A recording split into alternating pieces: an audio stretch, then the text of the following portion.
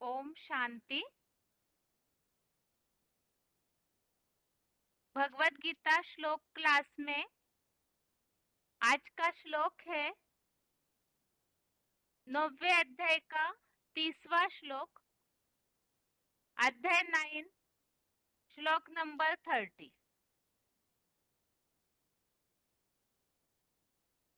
श्लोक है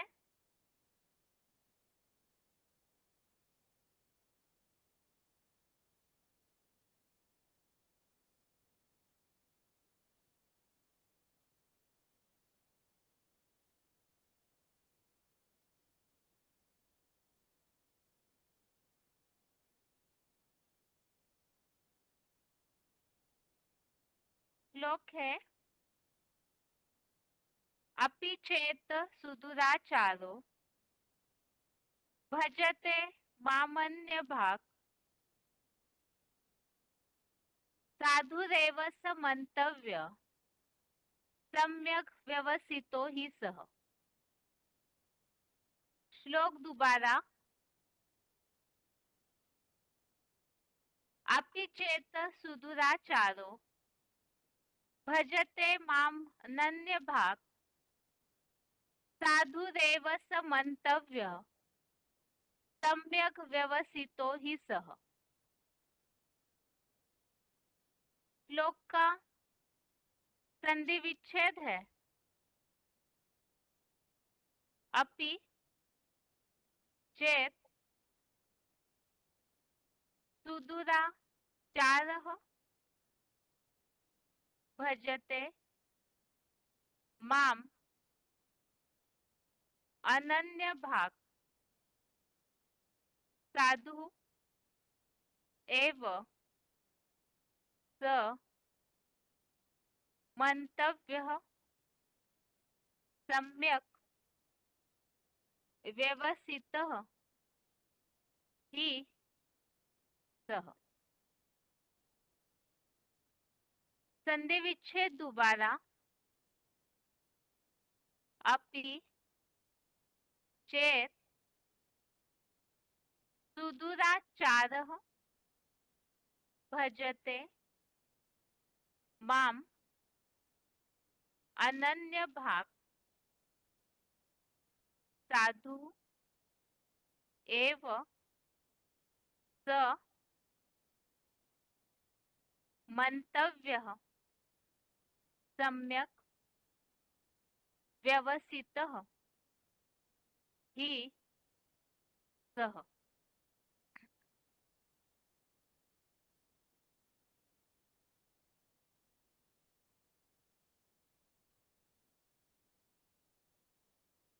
शब्दों के अर्थ है चेत अर्थात यदि,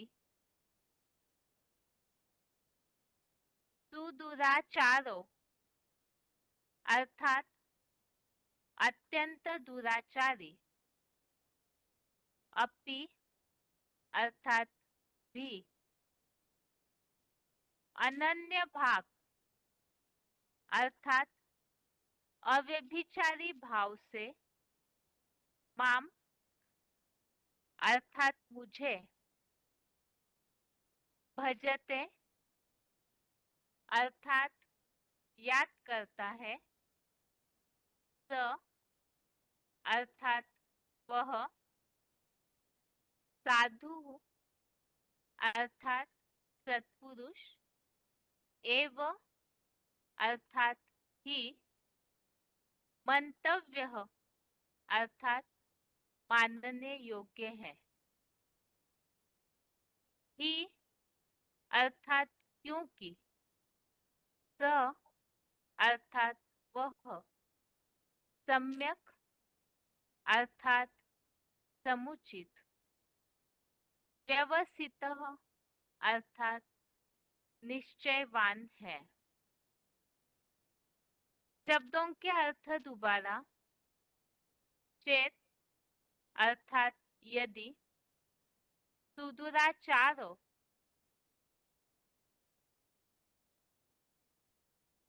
अर्थात अत्यंत दुराचारी, अपि अर्थात भी, अनन्य भाग अर्थात अव्यभिचारी भाव से, माम अर्थात मुझे, भजते अर्थात याद करता है, स अर्थात वह, साधु अर्थात सत्पुरुष, एव अर्थात ही, मंतव्य अर्थात मानने योग्य है, ही अर्थात क्योंकि, स अर्थात वह, सम्यक अर्थात समुचित, व्यवसितः अर्थात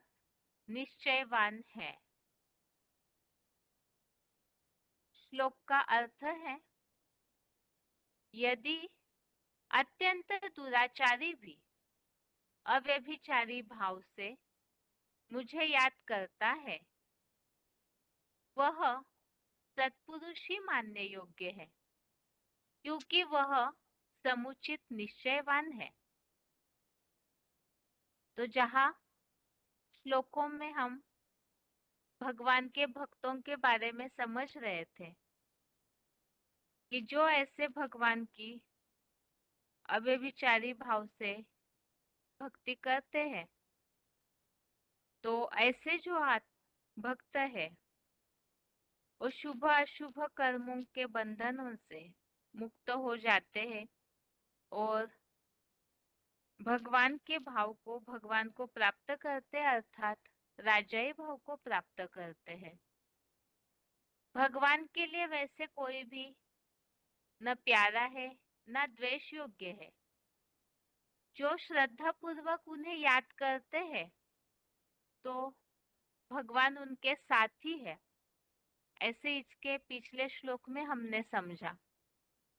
तो इसीलिए ही आज के श्लोक में इस बात को बताया है 30वें श्लोक में कि अगर कोई दुराचारी भी अव्यभिचारी भाव से भगवान को याद करता है तो वो भी सत्पुरुष मानने योग्य है, क्योंकि वो निश्चयवान है। अब किसमें निश्चयवान है और वो कैसे सत्पुरुष बनता है, और जो निश्चय नहीं करते उनकी क्या स्थिति हो जाती है, उन सब के बारे में क्लैरिफिकेशन वाले अर्थ में समझानी दी हुई है। तो क्लैरिफिकेशन सहित अर्थ है,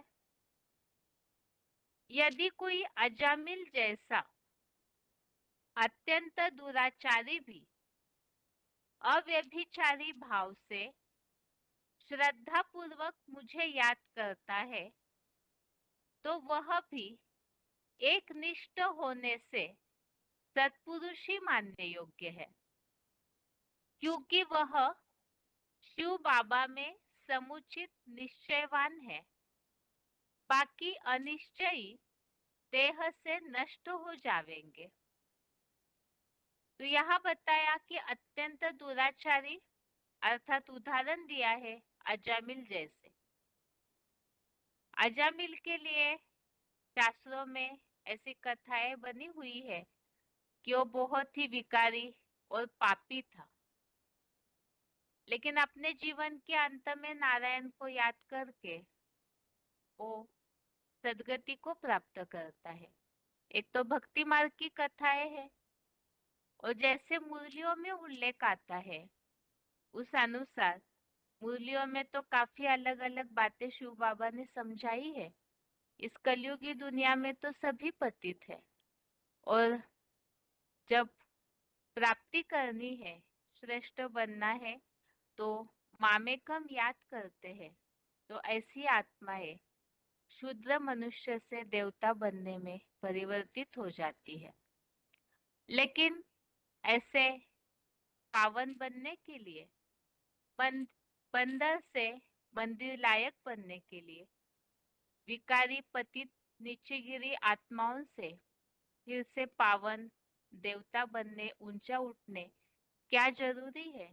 तो यहाँ अजामिल का उदाहरण देकर समझाया कि अजामिल जैसा अत्यंत दुराचारी भी अव्यभिचारी भाव से श्रद्धा पूर्वक मुझे याद करता है, तो वो एक निष्ठ होने से अव्यभिचारी भाव से एक भगवान में ही जिसने अपनी बुद्धि लगाई, एक निष्ठ हो गया, एक के प्रति निष्ठा रखी, तो वो सत्पुरुष मानने योग्य है, क्योंकि वो शिव बाबा में समुचित निश्चयवान है।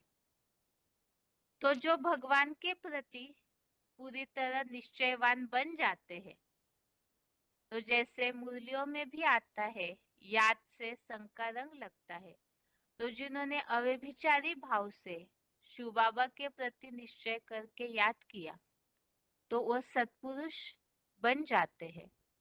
और जो ऐसे निश्चयवान नहीं बनते हैं, तो उनके लिए बताया कि बाकी सभी अनिश्चयी देह से नष्ट हो जाएंगे। इसी संबंधित गीता में और भी एक अध्याय में ऐसा उल्लेख है, चौथे अध्याय का 36वां श्लोक, अध्याय 4 का श्लोक नंबर 36। इसमें जो उल्लेख आया हुआ है,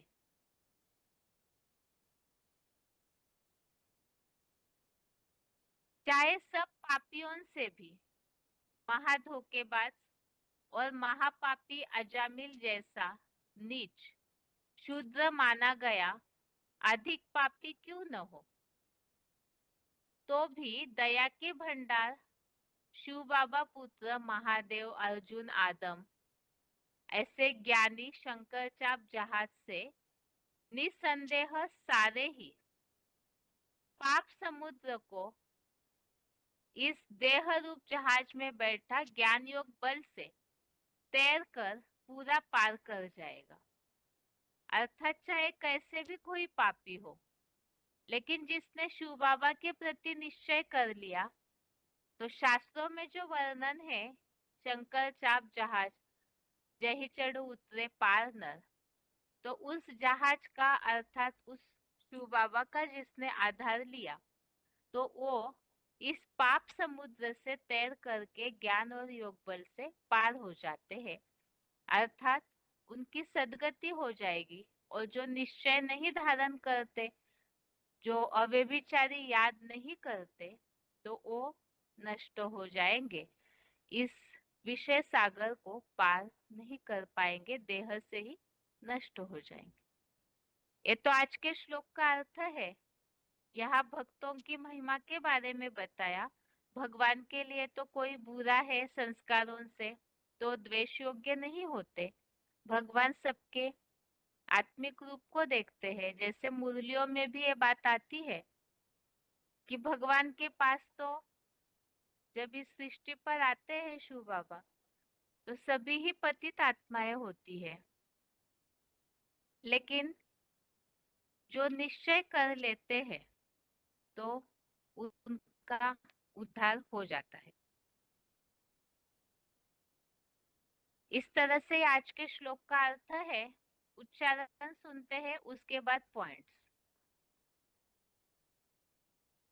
अपि चेत् सुदुराचारो भजते मामनन्यः साधुरेव समन्तव्य सम्यक् व्यवसितो हि सा।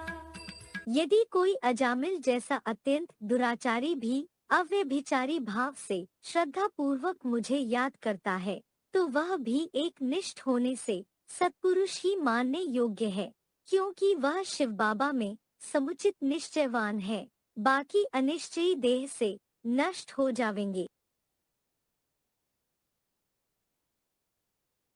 अपि चेत् सुदुराचारो भजते मामनन्यः साधुरेव समन्तव्य सम्यक् व्यवसितो हि सा। यदि कोई अजामिल जैसा अत्यंत दुराचारी भी अव्यभिचारी भाव से श्रद्धा पूर्वक मुझे याद करता है, तो वह भी एक निष्ठ होने से सत्पुरुष ही मानने योग्य है, क्योंकि वह शिव बाबा में समुचित निश्चयवान है। बाकी अनिश्चयी देह से नष्ट हो जाएंगे। आगे है VCD पॉइंट्स है। पहला है VCD number 3239, VCD number 3239 1 minute के बाद से लिया हुआ पॉइंट है अजामिल।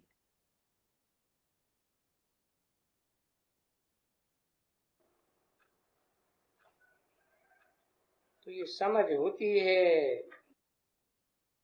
ये तो हम जन्म जन्मांतर के पापी हैं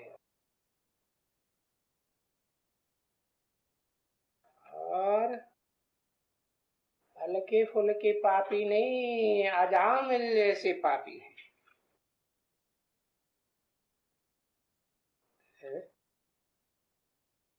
अजामिल ने क्या किया? जो अजामिल का मिसाल दिया है, अपनी सती साध्वी पत्नी को छोड़ करके किसके पीछे लग गया है? वैश्या के पीछे लग गया।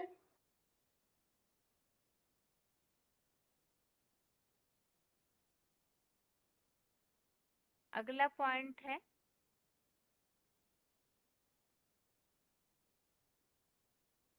VCD number 1521, VCD number 1521 39 minute 39 minutes के बाद से लिया हुआ पॉइंट अजामिल जैसा अत्यंत दुराचारी।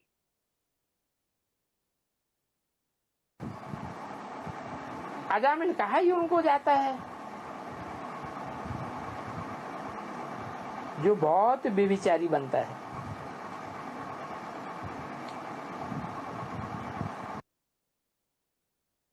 अगला पॉइंट है VCD number 3560, VCD number 3560 6 minute 6 minutes के बाद से लिया हुआ पॉइंट है यदि कोई अजामिल जैसा भी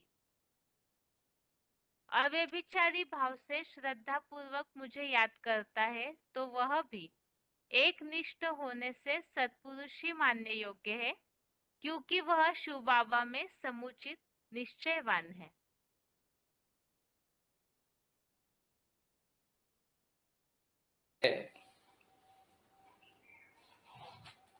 तो परम प्रिय ऐसा बाप, बेहद का बाप, आत्माओं का बाप और साकार मनुष्य सृष्टि के मुकर्रर रथ में आया हुआ बाप, तो सर्व मनुष्य मात्र का बाप भी साबित होता है। ऐसे साकारी सुनिराकारी बाप को कहते हैं कि मुझे याद करो। कहते हैं ना, माम एकम याद करो। अगर मुझे एक को ही याद करेंगे और किसी को याद नहीं करेंगे तो तुम्हारा जन्म जन्मांतर के जो भी पाप हैं, कितने भी पाप हों, अजामिल जैसे पाप हों, सब खलास हो जाएंगे। कोई इस एक जन्म की बात थोड़ी है। इस जन्म में जो पवित्र रहे, ये तो ब्राह्मण जीवन है, ये तो हुआ, इस जन्म की बात हुई। परंतु पास्ट के जो भी जन्म जन्मांतर हैं, जिनके ढेर सारे पाप तुम्हारे सिर पर चढ़े हुए हैं, और वो तुमने पाप भी किए हैं। जब पाप किए हैं तो ग्लानि भी किए। सर्वव्यापी बोला है ना जन्म जन्मांतर, यानी बाप की ग्लानि की।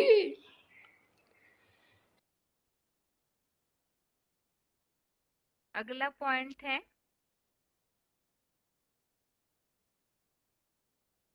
VCD number 2342, VCD number 2342 29 minute 29 minutes के बाद से लिया हुआ पॉइंट है। यदि कोई अजामिल जैसा भी अव्यभिचारी भाव से श्रद्धा पूर्वक मुझे याद करता है तो वह भी एकनिष्ठ होने से सत्पुरुष ही मानने योग्य है, क्योंकि वह शिव बाबा में समुचित निश्चयवान है।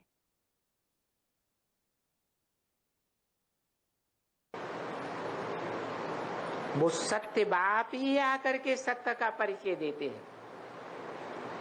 बाप के सिवाय बाप का परिचय कोई दे ही नहीं सकता।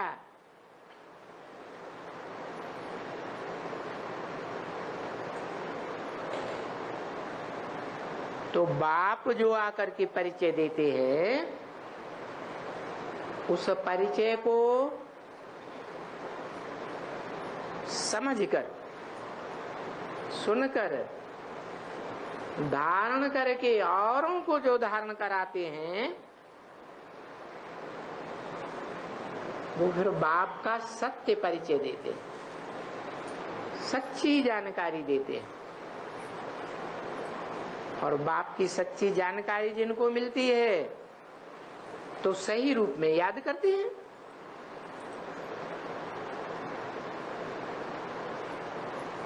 तो उनको फिर अजामिल नहीं कहा जा सकता।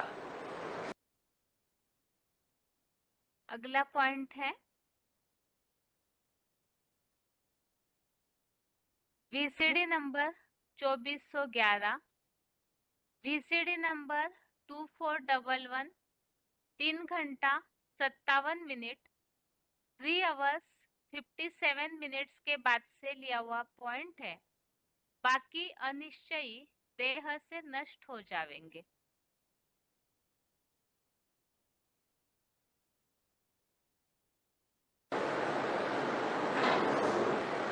अनिश्चय बुद्धि आगे, अनिश्चय बुद्धि विनश्यति। क्या विनाश हो जाता है? पद का विनाश भी हो जाता है और देह का भी विनाश हो जाता है। देह रहते रहते नई दुनिया में नहीं जाएंगे।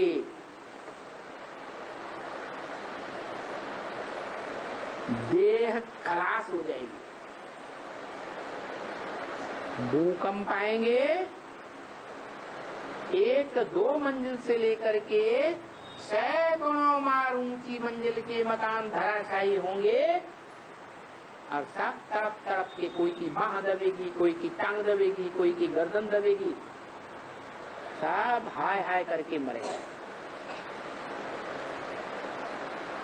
और तब तक मरते रहेंगे, चिल्लाते रहेंगे जब तक उनका देहबान पूरा खत्म नहीं होता। तो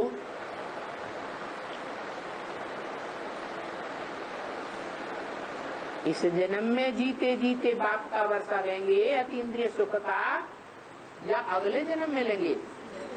है इस जन्म में लेंगे। जो तो विनाश में, भूकंप में दब करके मरेंगे, हाय हाय करके।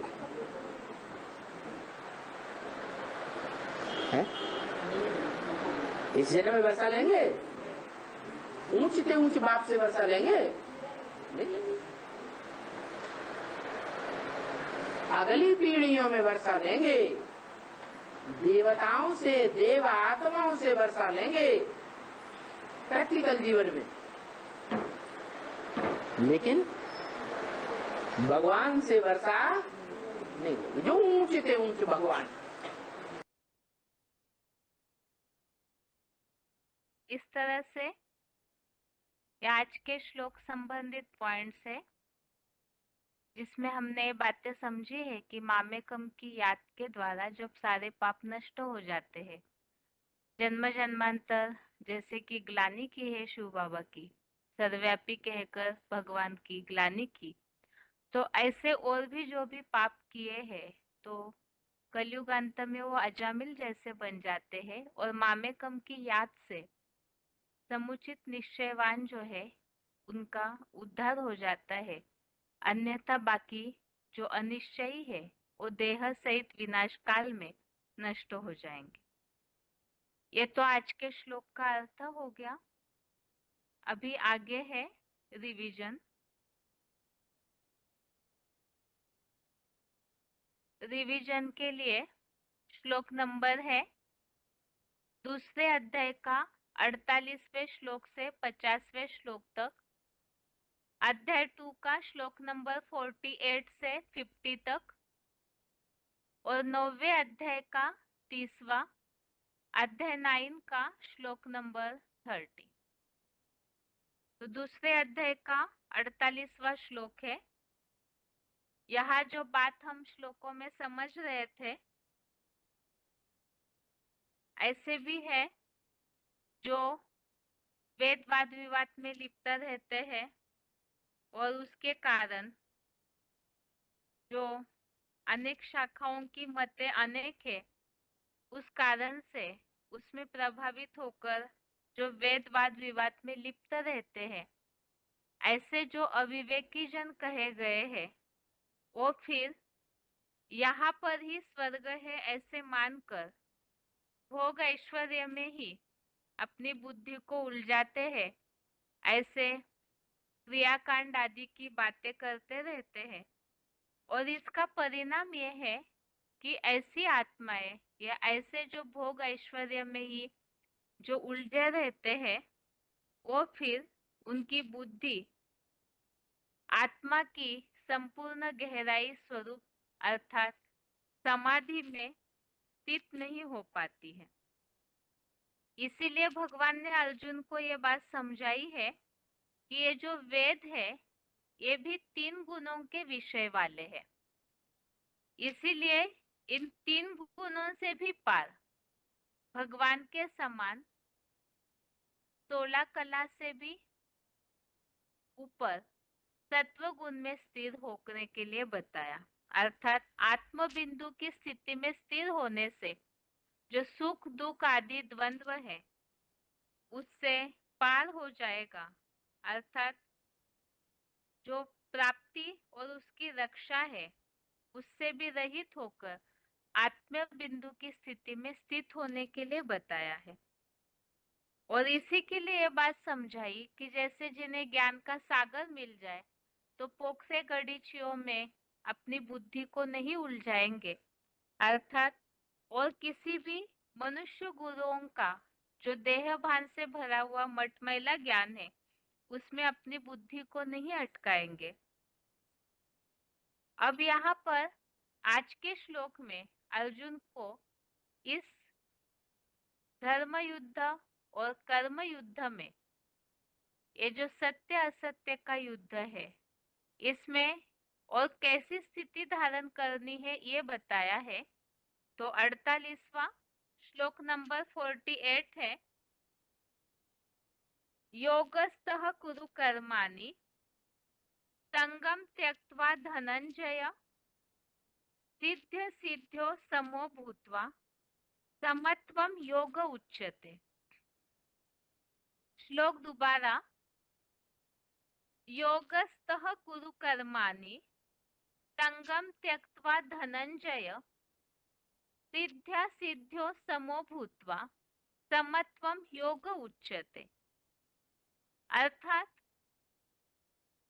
हे सच्ची गीता एडवांस ज्ञान धन जेता अर्जुन,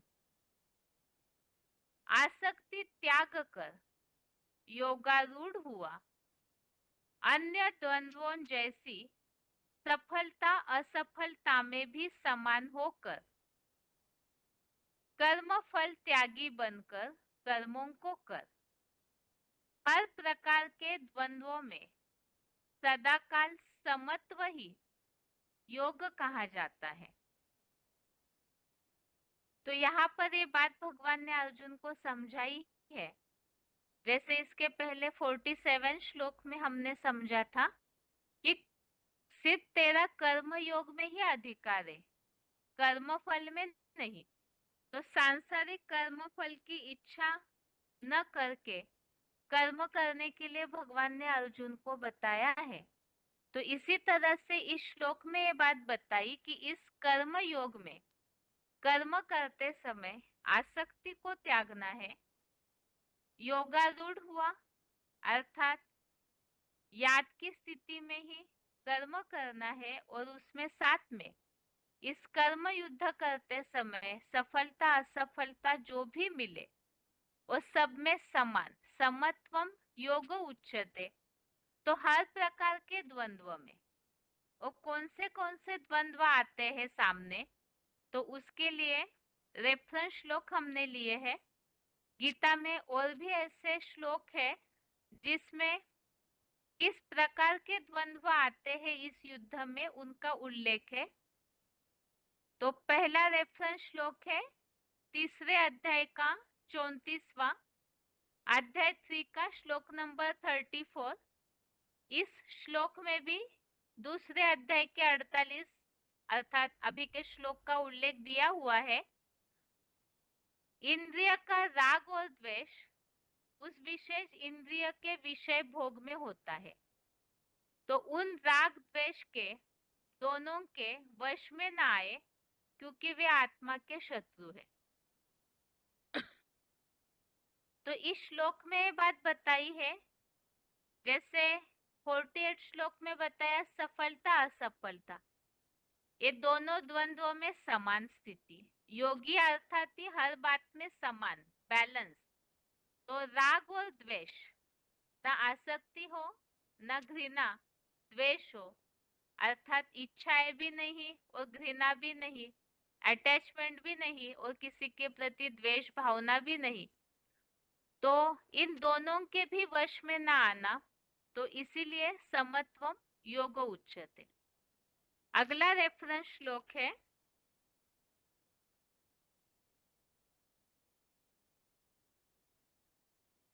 जो अभी श्लोक में उल्लेख आया है, आसक्ति छोड़कर कर्म करना है। तो इसके लिए तीसरे अध्याय का 9वां अध्याय 3 का श्लोक नंबर 9, इसमें भी उल्लेख आया है दैहिक आसक्ति छोड़कर यज्ञ अर्थ कर्म कर। तो यहाँ यज्ञ कर्म के हिसाब से विशेष बताया दैहिक आसक्ति छोड़कर कर्म कर। और 5वें अध्याय का 10वां अध्याय 5 का श्लोक नंबर 10, इसमें भी उल्लेख आया है परम ब्रह्म आश्रयी आसक्ति त्याग कर कर्म करता है तो मलिन पानी से कमल पत्र की तरह पाप से लिप्त नहीं होता। तो कमल पुष्प घर गृहस्थ के कीचड़ में रहते हुए भी न्यारा और प्यारा रहने की निशानी बताई जाती है। तो वो निशानी अर्थात जैसे कमल फूल कीचड़ में रहते हुए भी उससे लिप्त नहीं होता, कीचड़ से अर्थात पाप से लिप्त नहीं होता, तो उसके लिए जरूरी है आसक्ति त्याग कर कर्म करना। तो उसे ही बताया समत्व अर्थात बैलेंस वाली स्थिति। ऐसे ही हर बात में समानता की स्थिति के लिए चौथे अध्याय का 22वां अध्याय 4 का श्लोक नंबर 22, इसमें भी उल्लेख आया है संयोगवश मिले या न मिले ऐसी प्राप्ति से संतुष्ट, सुख दुख द्वंद्वों से परे और सफलता असफलता में भी समानता करके आत्मस्थ हुआ शिव बाबा की याद में रहने से कर्म बंधन में नहीं पड़ता। जो आज के श्लोक में अभी हमने समझा आसक्ति त्याग कर योगारूढ़ हुआ, सफलता असफलता में समान होकर के योग में जुड़ जा। और दूसरे अध्याय के 38वें श्लोक में भी हमने उल्लेख देखा है इसी बात का, सुख दुख को लाभ हानि को जय पराजय जो भी सांसारिक द्वंद्व है उन सबको समान मानने से और देहधारियों के बेलगाव में रहने से अर्थात आसक्ति को त्याग कर सब बातों में समान रहने से पाप नहीं लगेगा। तो किस तरह से एक कर्म योग में लगे रहना है उसके लिए मुख्य बातें बताई। हर स्थिति में समान, अच्छा मिले तो बहुत खुश हुए, खराब स्थिति परिस्थिति आई हार हुई तो डाउन हो गए तो ऐसी स्थिति न हो, हर स्थिति में समान और आसक्ति त्याग कर हर कर्म करना है। अब इस संबंधित पॉइंट समझते हैं।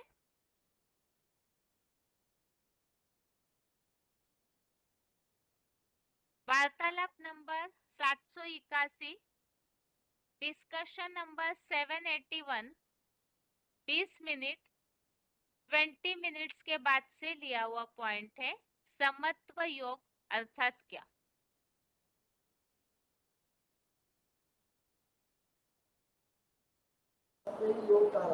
हाँ, समत्व योग। हाँ जी, समत्व योग का मतलब है सब में समान भावना, किसी के प्रति द्वेष भावना नहीं, किसी के प्रति विशेष प्यार नहीं, किसी के प्रति खास लगाव नहीं, उसको कहते हैं समत्व योग। और है परीक्षा में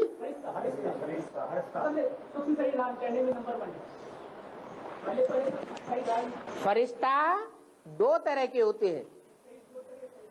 एक शरीर छोड़ करके फरिश्ता, फर्श की दुनिया वालों से कोई रिश्ता नहीं, तो रिश्ता शरीर में होता है या बिना शरीर में रिश्ता होता है? तो शरीर ही नहीं, तो रिश्ता तो कोई बात ही खास बात नहीं हुई।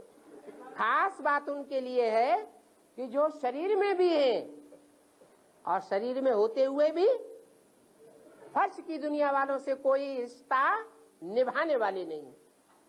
वही समत्व योग वाली बात। अगला पॉइंट है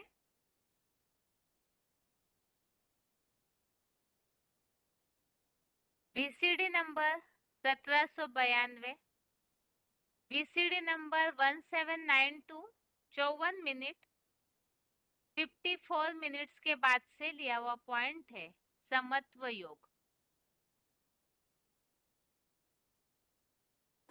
जो भी जैन धर्म में सन्यासी बनते हैं तो क्या करते हैं, जहां कहीं भी उनके बाल होंगे उन बालों को जबरदस्ती एक एक करके उखाड़ देते हैं।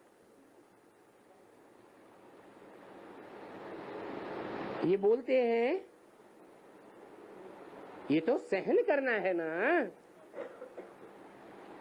यानी भगवान से मिलने के लिए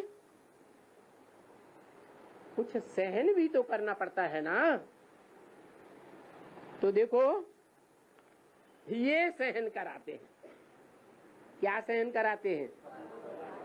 कि बाल उखाड़ दो तो तुम क्या बन जावेंगे? देवता जैसे बन जावेंगे, निर्विकारी।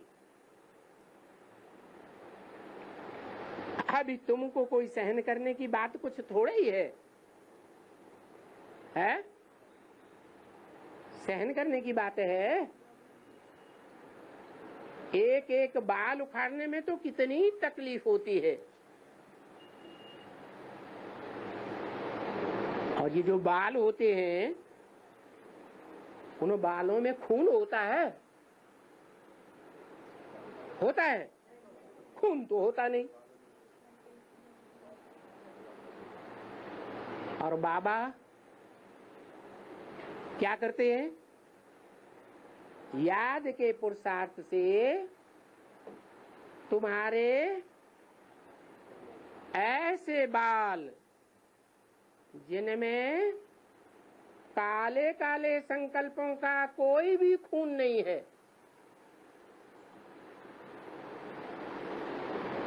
काले हो या गोरे हो सफेद हो, वो सब बाल निकल जाते हैं,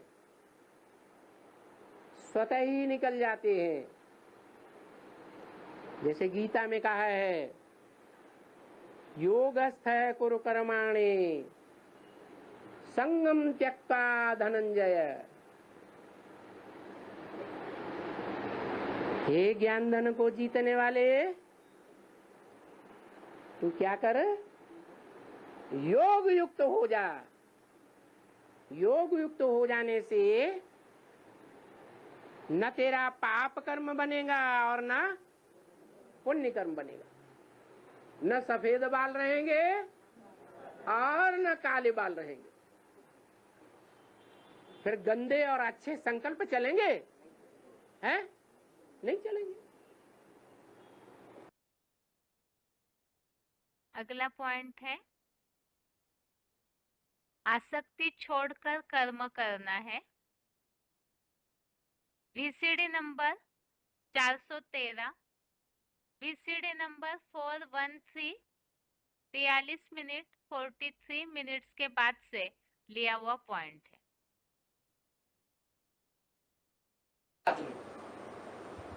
वो शिव बाबा आकर के अभी तपस्या करना सिखाते हैं, दान पुण्य असली करना अभी सिखाते हैं। ऐसे पुण्यात्मा तुम्हारे जैसे और दुनिया में कोई नहीं बनते। ऐसे महादानी तुम्हारे सिवाय और कोई बनते नहीं है। इसलिए बाबा कहते हैं खूब दान करो। क्या? कंजूस नहीं बनो कि ज्ञान सुन लिया और घर में बैठ गए, या दूसरों को सुनाने लग पड़े हम बड़े प्रकांड विद्वान हैं, और उनको अपना चेला बनाना शुरू कर दिया। यही ज्ञान सुनाया, यही उसकी प्रारब्ध लेना शुरू कर दिया। नहीं, दे कुएं में डाल। क्या? कोई इच्छा नहीं, इच्छा मात्रम अविद्या। क्यों? कि जो दिया वो अपना थोड़ा ही दिया। किसका दिया? शिव बाबा ने दिया, और वो ही हमने दूसरे को दिया। हमने दिया, उसका उजूरा हमको मिल जाता है। अगला पॉइंट है, अगला श्लोक है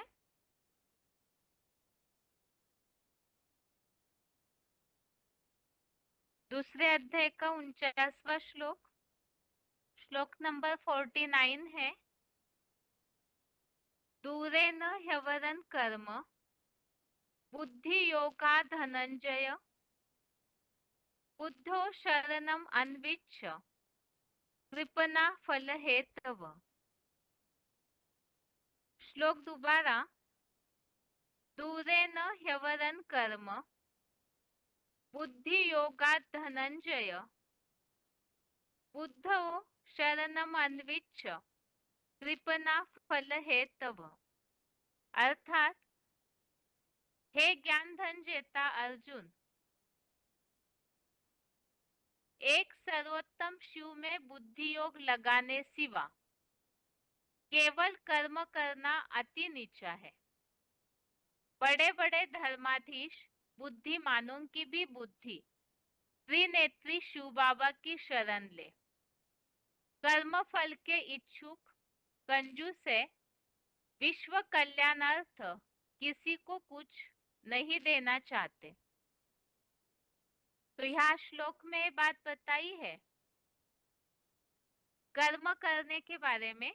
पहली बात हमने समझी, आसक्ति छोड़कर हर बात में द्वंद्व रहित होकर के कर्म करना है। अर्थात समत्व की स्टेज होनी चाहिए योगियों की, कर्म योगियों की। अभी इस श्लोक में और एक बात बताई। आज दुनिया में जैसे लोग कहते हैं कि कर्म ही पूजा है, लेकिन इस श्लोक में जो बात बताई है कि सर्वोत्तम शिव में बुद्धियोग लगाने सिवा केवल कर्म करना अति नीचा है। जैसे गधे के कर्म का उदाहरण मूल्यों में दिया जाता है। सिर्फ कर्म करना, वास्तव में ये कर्म पूजा नहीं कहा जाएगा।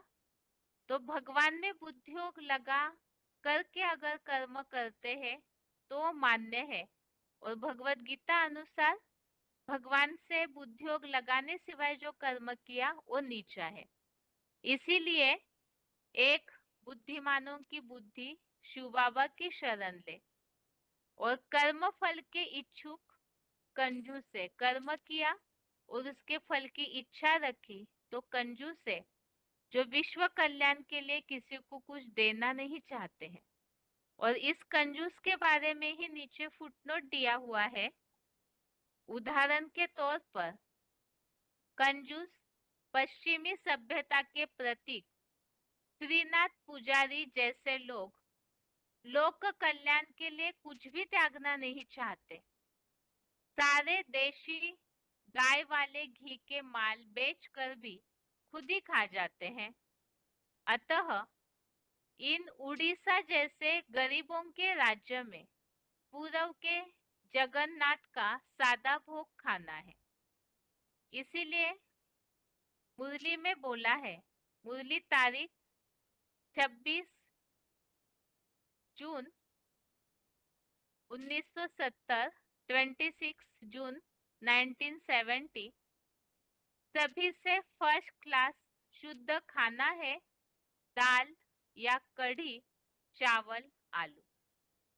तो जो विश्व कल्याण के लिए सोचेंगे वो केवल अपने स्वार्थ हेतु अपने पेट की चिंता नहीं करेंगे, बल्कि सारे विश्व को भोजन मिले इस अनुसार सादा भोजन खाएंगे। और जैसे श्रीनाथ द्वारे में लोक कल्याण के लिए कुछ त्यागना नहीं चाहते क्योंकि स्वार्थ भरा है, तो फिर 36 प्रकार के भोजन खाते हैं। तो यहाँ ये उदाहरण दिया हुआ है विश्व कल्याणकारी उनकी चलन कैसे होगी, और जो कंजूस है अर्थात कर्म किया और उसका फल अपने लिए ही भोगा, स्वार्थी बन गए, तो उनकी निशानी क्या है। और साथ में बताया भगवान से बुद्धियोग लगाकर कर्म करना जरूरी है। आगे है इस श्लोक संबंधित पॉइंट्स। इसमें जो इस श्लोक के रेफरेंस श्लोक देखते हैं, श्लोक में जो उल्लेख आया हुआ है श्रीनाथ सभ्यता वाले जो कंजूस होते हैं, अपने लिए ही खाते हैं, पकाते हैं, तो इस संबंधित ही उल्लेख तीसरे अध्याय का 13वां श्लोक, अध्याय 3 का श्लोक नंबर 13, इसमें उल्लेख आया हुआ है कि जो यज्ञ से बचा हुआ खाने वाले हैं वो पापों से मुक्त हो जाते, और जो स्वार्थी अर्पण किए बिना अपने लिए ही पकाते हैं, अर्थात यज्ञ सेवा में न लगाकर सिर्फ अपनी चिंता करते हैं, तो श्रीनाथीय पश्चिमी सभ्यता वाले श्रेष्ठ ब्राह्मण नहीं बनते, पापी लोग पाप भोगते हैं। और इसी तरह से दूसरे अध्याय का 42वां श्लोक, अध्याय 2 का श्लोक नंबर 42 में भी इस बात का उल्लेख किया कि पश्चिम के श्रीनाथ मंदिर में मालपुए खाने वाले भोगी हैं। तो यहाँ जो स्वार्थी होते हैं उनकी निशानी बताई, वो अपनी ही चिंता करेंगे। अभी आगे है इस श्लोक संबंधित पॉइंट्स। पहला है VCD number 2032, VCD number 2032, 56 minute 56 minutes के बाद से लिया हुआ पॉइंट है। याद के बिना सिर्फ कर्म करना नीचा है। अभी तुम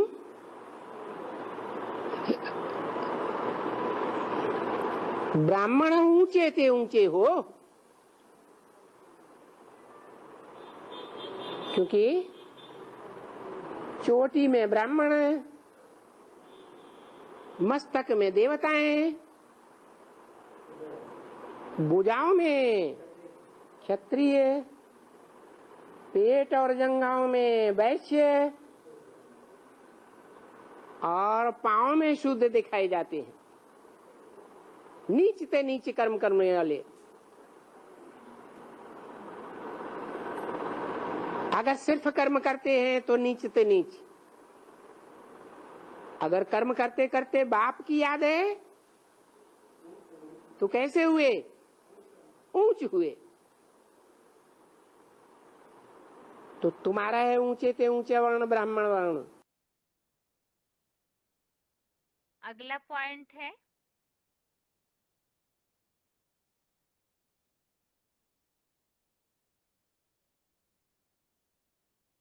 VCD number 2418, VCD number 2418 44 minute 44 minutes के बाद से लिया हुआ पॉइंट है। कंजूस जो दूसरों के कल्याणार्थ नहीं देते हैं। और इस द्वैतवादी दुनिया में हर मनुष्य आत्मा को संसर्ग संपर्क संबंध में आते आते संघर्ष भी करना पड़ता है या नहीं करना पड़ता है? करना पड़ता है।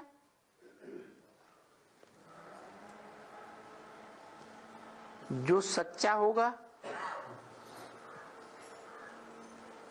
वो ज्यादा संघर्ष करेगा, या झूठा होगा वो ज्यादा संघर्ष करेगा?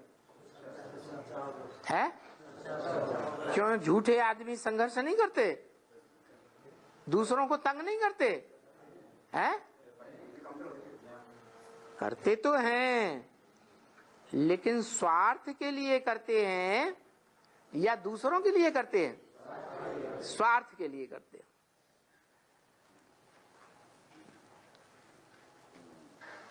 और जो सही धन का उपयोग करने वाला है वो स्वार्थ के लिए विशेष देखेगा या अनेकों का फायदा हो वो देखेगा? है अनेकों का फायदा हो। तो सवाल ये है उसके अंदर स्वरथ के लिए, अपने शरीर के लिए, अपनी कर्मेंद्रियों का सुख लेने के लिए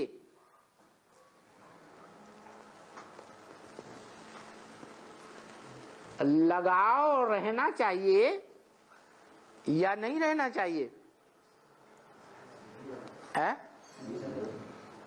रहेगा? नहीं रहेगा? स्वार्थी होगा तो उसको लगाव ज्यादा रहेगा स्व की इंद्रियों का सुख भोगने के लिए। अपने रथ को सुखी रखने का ज्यादा लगाव होगा तो वो अन्य आत्माओं के लिए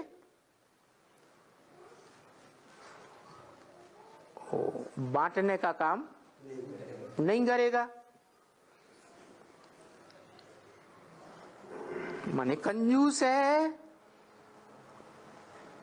तो जो जिनको जरूरत है और वो कंजूसी करता है तो उसे दुआएं मिलेंगी कंजूस को या बद्दुआएं मिलेंगी? है बद्दुआएं मिलती हैं। अगला पॉइंट है कंजूस पश्चिमी सभ्यता का प्रतीक श्रीनाथ और जगन्नाथ का कढ़ी चावल। VCD नंबर 2387, VCD नंबर 2387 3 घंटा 23 मिनट 3 hours 23 मिनट्स के बाद से लिया हुआ पॉइंट।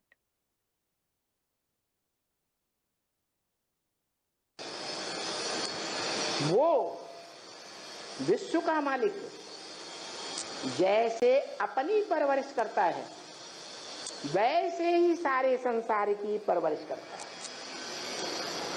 ऐसे नहीं कि श्रीनाथ दरबार की तरह खुद मुअल पुए खाए और अपने आसपास चक्कर काटने वालों को मालपुए खिलाता रहे। दो यादगारें हैं ना। श्रीनाथ पश्चिम में भारत के पश्चिमी सभ्यता का प्रतीक और जगन्नाथ पूरब में भारत के पूर्वी सभ्यता का प्रतीक। क्या अंतर है? श्रीनाथ में घी के मालपुए बनाए जाते हैं, घी की 36 प्रकार के भोग लगाए जाते हैं और बड़े बड़े धनवान लोग उसको खरीद खरीद के खाते हैं। जो ज्यादा पैसा देगा वो बड़े बड़े मिष्ठान बढ़िया बढ़िया खाएगा। न मानो तो जो बड़े बड़े आदमी हैं इस दुनिया के, उनके साथ चुपके से ब्रह्मा कुमारी विद्यालय में जाके आज भी देख लेना, उनकी बड़ी आओ भगत होती है। 36 प्रकार के भोग खिला करके। जगन्नाथ भंडारे में चले जाओ, क्या जो बाप के बीज रूप मणके हैं, बाप समान बीज हैं, उनके परिवार में चले जाओ, जो एडवांस पार्टी कही जाती है, वहां कोई खिचड़ी मिलेगी, उसकी यादगार जगन्नाथ मंदिर में चले जाओ, वही चावल मिलेंगे, वही कड़ी मिलेगी, दाल चावल बस, और सबको मिलेगी। क्या किसी के ऊपर दबाव नहीं डाला जाएगा कि तुम मंदिर में बैठ करके पूजा तो तुमने की नहीं, तुम तो यहाँ आते भी नहीं कभी, तुम कैसे खाने के लिए आ गए? नहीं, और किसी के लिए भोजन कम भी नहीं पड़ेगा। ऐसा जगन्नाथ का भंडार, माना यथा राजा तथा प्रजा। आगे है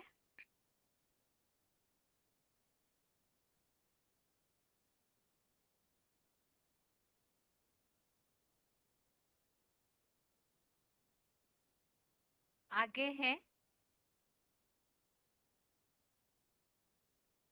50वां श्लोक, दूसरे अध्याय का श्लोक नंबर 50 है। बुद्धि युक्तो जहातीह उभे सुकृत दुष्कृते तस्माद् योगाय युज्यस्व योगः कर्मसु कौशलम।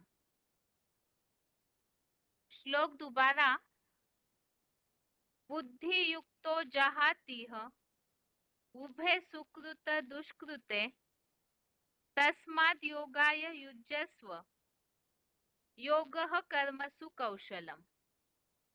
अर्थात बुद्धि योगी इस श्लोक में दोनों प्रकार के अच्छे और बुरे माने जाने वाले कर्म, जैसे दान धर्म या रिश्वत, चोरी चकारी आदि भी छोड़ देता है। कर्मों में कुशलता ही योग है। अतः क्षेत्र रूप अर्जुन के मुकर्रर रथ प्लस क्षेत्रज्ञ शिव ज्योति के योग में जुट जा। तो इस श्लोक में ये बात बताई है, जैसे कि ऊपर के श्लोकों में हमने उल्लेख समझा कि समत्व ही योग है, तो सब स्थितियों में समान।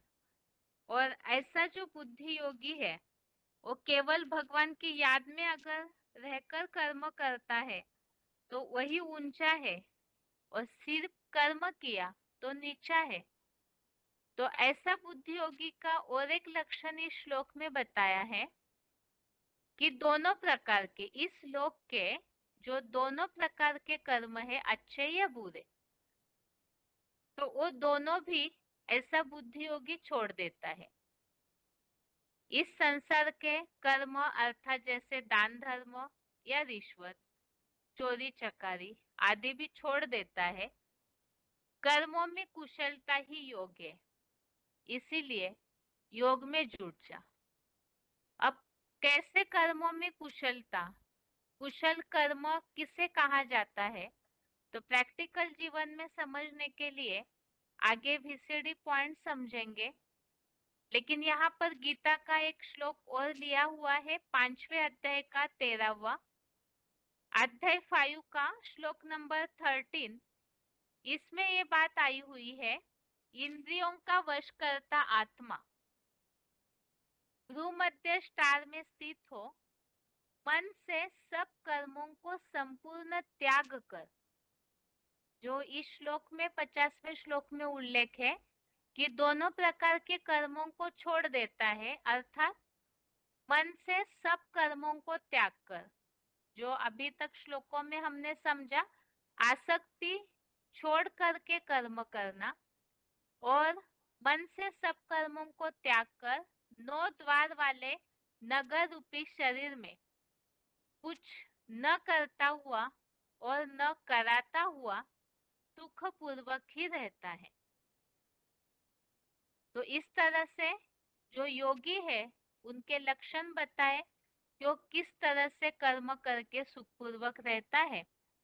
अभी आगे है इस श्लोक संबंधित पॉइंट्स।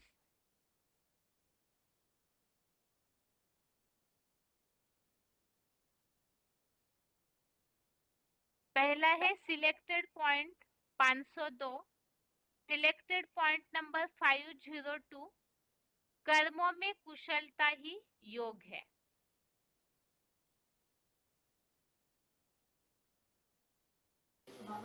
हाँ, स्वप्नों में जो आते हैं वो सच्चा होता है। स्वप्नों में जो आते हैं वो सच्चा होता है।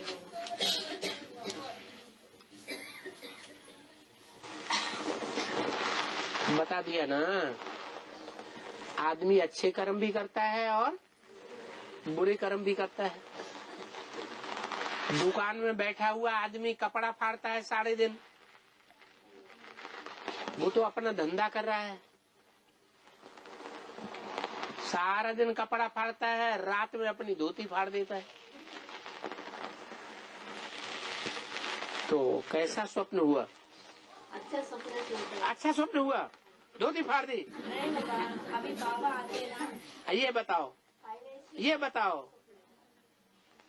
उसे कपड़े बेचने वाले दुकानदार ने रात में अपनी धोती फाड़ दी सपने में, वो अच्छा कर्म हुआ या खराब कर्म हुआ? वो तो बुरा नहीं होगा। अब इसमें बुराई क्या है? वो अपना धंधा करता है तो धंधा न करे, बाल बच्चों को न पाले, पाले या न पाले, हैं? फिर उसे बुरा स्वप्न क्यों आया? बुरा सपना रहेगा, अच्छा सपना। वो अच्छा स्वप्न है। अच्छा नहीं बाबा, हाँ। हमारे आत्मा के लिए अच्छा सपना आते बाबा। तो हो, हम ये आपके प्रश्न को समाधान करने के लिए इस मिसाल दिया कि वो अपनी धोती फाड़ देता है, उसकी धोती बेचारे की फट गई सपने में। वो अच्छा स्वप्न आया है या बुरा स्वप्न आया है? बुरा आया। बुरा स्वप्न आया, बुरा काम हुआ, उसका नुकसान हो गया, है ना? और वो भोगी साबित हुआ या योगी साबित हुआ? भोगी साबित हुआ। जो भोगी होते हैं वो बुरे कर्म करते हैं, और जो योगी होते हैं, योग है कर्मसु कौशलम, योग वो है जो कुशल कर्म करना सिखाता है। झूठ उसमें गलती हो ही नहीं सकती। कोई ऐसे हैं कहते हैं हम दूध उबालने खड़े हुए अंगीठी पर और बाबा की याद में इतने हम मस्त हो गए कि दूध फैल गया, दूध उफन गया। तो अब ये वो याद में था या कहीं बुद्धि और भाग गई थी? हाँ, वो योगी नहीं था, भटकी हुई बुद्धि थी। ऐसे ही है, अच्छे कर्म करने से अच्छे स्वप्न आएंगे और बुरा कर्म करने से बुरा स्वप्न। आप कहेंगे वो उसने क्या बुरा कर्म किया? वो तो अपने कपड़े बेचता है दिन में। बुरा कर्म ये किया कि रात में सोने से पहले उसने भगवान को याद नहीं किया। बस 24 घंटे उसको अपना धंधा दोरी ही लगा रहता है। और गीता में क्या कहा है? गीता में कहा है कि यज्ञ के अलावा, ईश्वरीय सेवा के अलावा, जन कल्याण के अलावा, सारे विश्व के कल्याण के कर्म के अलावा दुनिया में जितने भी कर्म हैं वो सब कर्म बंधन में बांधने वाले। तो वो इतना धंधे में लिप्त हो गया, कपड़े फाड़ने के धंधे में, कि उसे ये याद ही नहीं रहा कि हमें भगवान का भी याद करना चाहिए। हाँ सेवा इक्वल याद और सेवा का बैलेंस रहे ऐसे नहीं हम इस सेवा में इतने मस्त हो जाएं कि आत्मिक स्थिति की याद ही न रहे, देहभान में आकर के कर्म करने लगे। मान लो हम सेवा कर रहे हैं, किसी को ज्ञान सुना रहे हैं और आत्मिक स्थिति हमारी खत्म हो गई, देहभान आ गया, हम उसको डांटने लगे, ये तू कैसे बोलता है, और उल्टे पलटा झगड़ा करने लगे, तो ये देहभान आया, आत्मिक स्थिति रही, देहभान आ गया। तो बैलेंस रखें, ऐसे ना हो कि बैलेंस बिगड़ जाए तो सेवा की जगह डिसर्विस हो जाएगी। अगला पॉइंट है योगः कर्मसु कौशलम, VCD number 974, VCD number 974, 45 minute 45 minutes के बाद से लिया हुआ पॉइंट।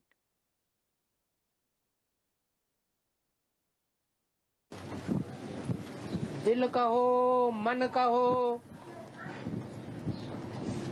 मन बुद्धि कहो, बाप की याद में मन लगाओ,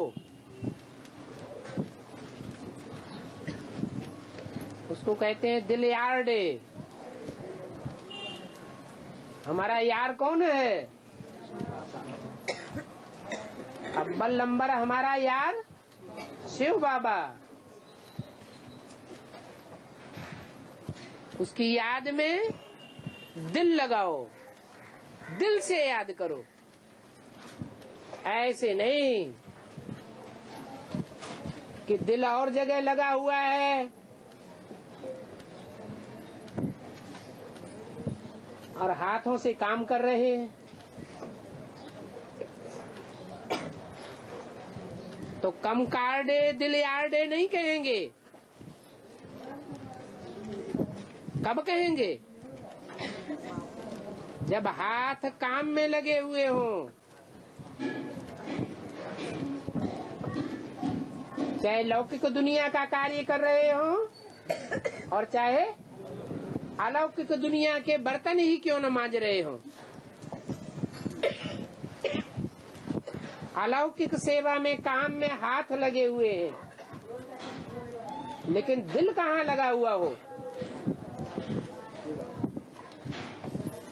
एक शिव बाबा की याद हो। अगर कोई और देहधारी की याद है तो दिल यार्डे कम कार्डे नहीं कहेंगे।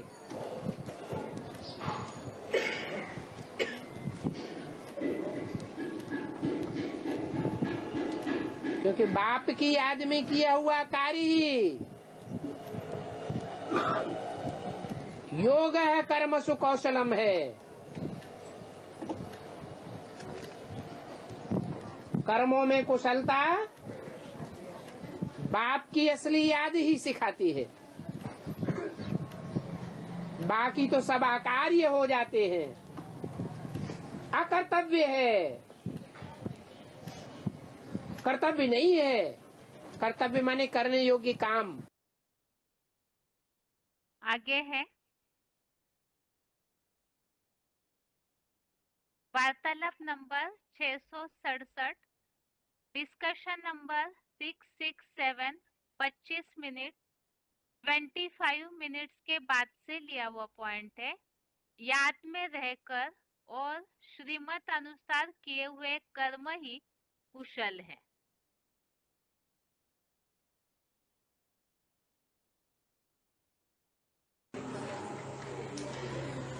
कुशल शब्द होता है क्या? कहते हैं योग है कर्मसु कौशलम। बाप की याद में रह करके जो कर्म किए जाते हैं वो कुशल कर्म है, श्रेष्ठ कर्म है। ऐसे कर्मों को फॉलो करने वाली का नाम रखा गया कौशल्या। जो कुशल कर्म करेंगे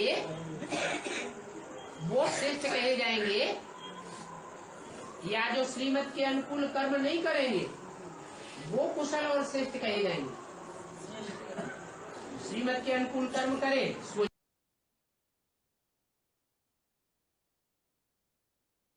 आगे है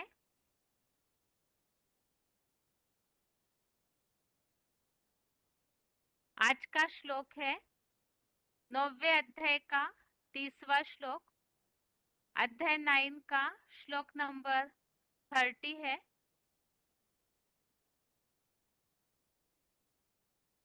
श्लोक है अपि चेत सुदुराचारो भजते माम अनन्य भाग साधुरेव स मंतव्यः सम्यक व्यवसितो ही सह। अर्थात यदि कोई अजामिल जैसा अत्यंत दुराचारी भी अव्यभिचारी भाव से श्रद्धा पूर्वक मुझे याद करता है तो वह भी एक निष्ठ होने से सत्पुरुष ही मानने योग्य है, क्योंकि वह शिव बाबा में समुचित निश्चयवान है। बाकी अनिश्चय ही देह से नष्ट हो जाएंगे। तो इस श्लोक में अभी अभी हमने अर्थ समझा है। कोई कैसे भी हो, दुराचारी या पापी, तो भी अव्यभिचारी याद के द्वारा वो सत्पुरुष बन जाते हैं। अर्थात जैसे भी पापियों से पापी क्यों न हो, जो चौथे अध्याय के 36वें श्लोक में भी ये बात बताई है, कैसा भी अजामिल जैसा पापी नीच शूद्र हो तो भी जो शंकर चाप जहाज अर्थात शिव बाबा का जो साकार रथधारी है, उनका आधार लेने वाला ज्ञान योग बल से इस पाप समुद्र को तैरकर पूरा पाप पार हो जाते हैं और बाकी अनिश्चयी जो है वो नष्ट हो जाते हैं। तो ये आज के श्लोक का अर्थ। और दूसरे अध्याय के श्लोकों में हमने योगियों के लिए कैसे कर्म होने चाहिए वो समझा। याद में किए हुए कर्म ही वास्तव में कुशल है। साथ में श्रीमत अनुसार कर्म हो तो श्रेष्ठ कर्म है, और विश्व कल्याण अर्थ अगर नहीं करते हैं तो उन्हें स्वार्थी होने के कारण कंजूस कहा हुआ है। और समत्वम योग उच्चते, हर स्थिति में समान। तो ये तो आज के रिवीजन श्लोक सहित आज का श्लोक पूरा हुआ। और श्लोक नंबर एक बार फिर से, दूसरे अध्याय का 48वें श्लोक से 50वें श्लोक तक, अध्याय 2 का श्लोक नंबर 48 से 50 तक, और 9वें अध्याय का 30वां, अध्याय 9 का श्लोक नंबर 30। इसके साथ ही आज के लिए गीता क्लास यहाँ पूरा होता है। ओम शांति।